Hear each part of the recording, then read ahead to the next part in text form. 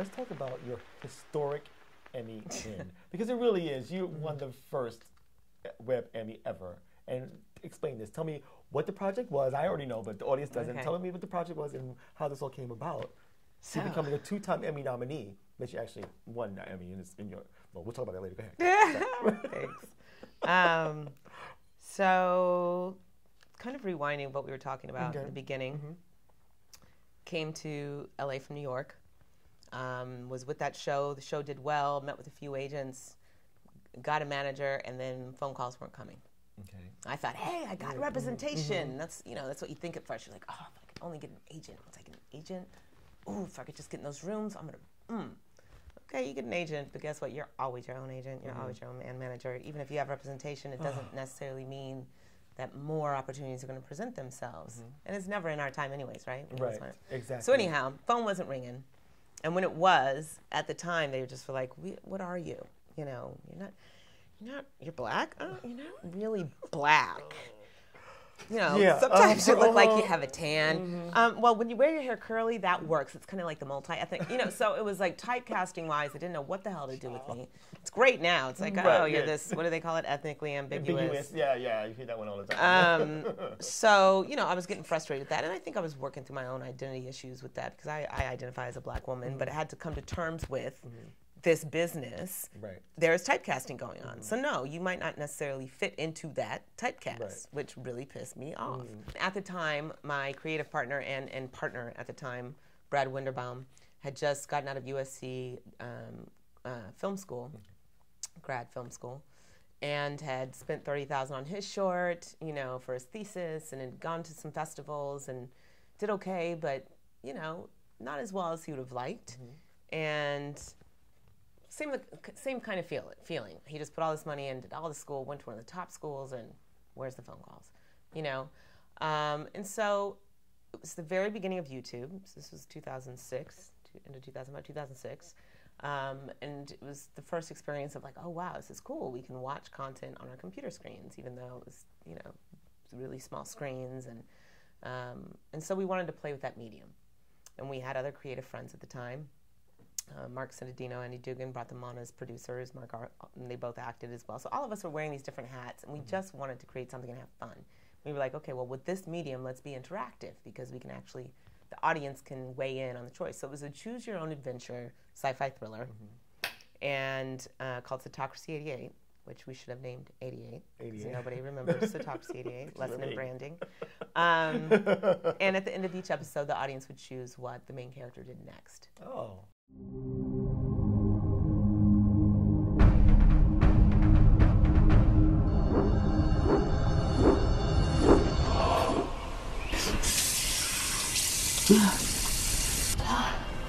Good afternoon, this is Angela. Angela, I'm gonna take that name and tear it right off of you.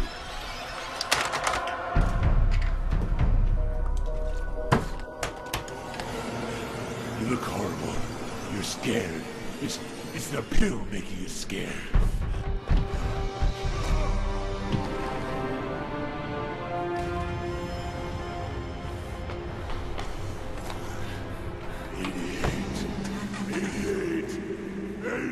Now, mind you, MySpace is where we were airing this.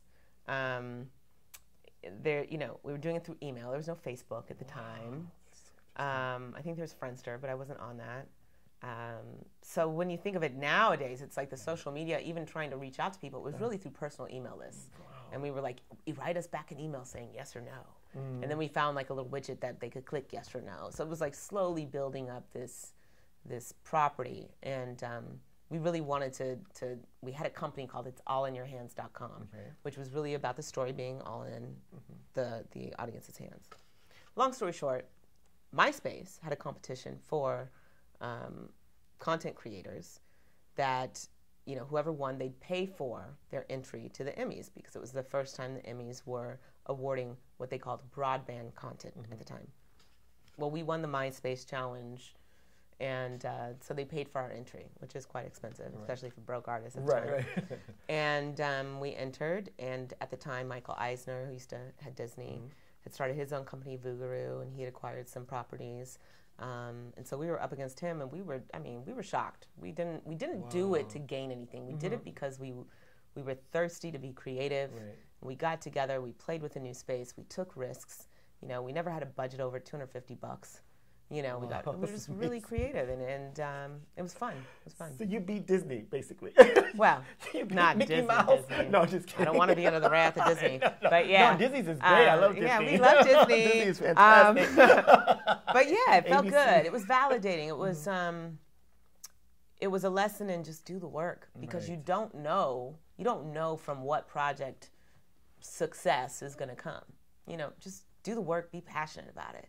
And yeah. So I got a golden statue. Yeah, you know, it didn't change things drastically right away or nothing, but I'm grateful. Well, I appreciate it because I got to take a picture with it one day. So yeah. Yes, I'm going to start charging them. You know how many hits I got on Facebook? Fingerprints on it. That's the most hits I've ever gotten on Facebook. Was the are day you I held you. serious? That's hilarious. Like 2,000 hits or something crazy. It's funny you say that, though, because that's, you know, I think it's dangerous sometimes to get an accolade like that early on. Okay. Because you assume, you know, after that, I signed with ICM as in new media and blah, blah, blah. And I thought, hey, yeah, can you introduce me to your acting department? And they looked at me like, what? You know, I was like, wait a minute, I'm doing all this to build, you know, so early on getting those accolades, if you put too much, I don't want to say worth, but weight in them, it can be dangerous. Right. Because once again, it's about the work. It's just another step. It's about the work. It's another step, and it might not even be recognized as another step at first. Because you got to remember, new media, which they weren't even necessarily calling it them, you know, web series, webisodes, I think is what they were calling it then. You know, they were the bastard of entertainment. And things have grown and changed a lot since then. But before, they still were just like, oh yeah, great, you won an Emmy, but for what? You know? Right, okay. So, and I think I internalized part of that too. So I wasn't able to own it and be proud of it, you know, which now I am. I see it as another part in the journey, and I'm grateful for it. You're a pioneer in that and it does give me leverage in some ways, you know, in getting in some doors. So.